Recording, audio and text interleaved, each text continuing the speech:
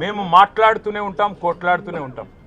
గత సంవత్సర కాలంగా విద్యుత్ ఛార్జీలు పెంచవద్దని కొట్లాడింది టీఆర్ఎస్. లగచర్లలో నువ్వు రైతులను జైల్లో పెడితే అడ్డుకున్నది టీఆర్ఎస్. నువ్వు హైడ్రా పేరిట ఇండ్లు కూలగొడితే అడ్డుకున్నది టీఆర్ఎస్. 6 గ్యారంటీల అమలు నువ్వు చేయకపోతే నిలదీసింది అడుగడుగున కేసీఆర్ బృందం.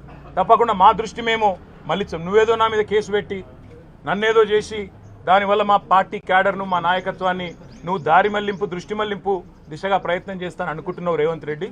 అది నీ వల్ల కాదు. ముమ్మాటికి నువ్విచ్చిన 420 హామీలు ప్రశ్నిస్తూనే ఉంటాం. నువ్వు ఎన్ని కేసులు పెట్టినా ఇది కాదు, ఇంకో 100 పెట్టుకో, ఇంకో 1000 పెట్టుకో, ఎదుర్కొంటాం.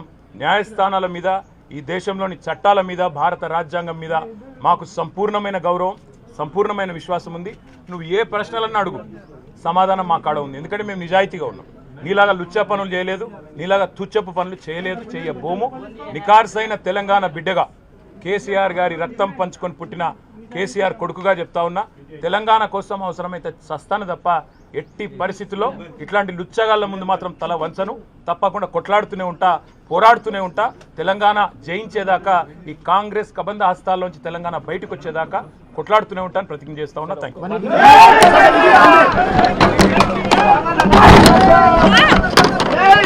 యూ.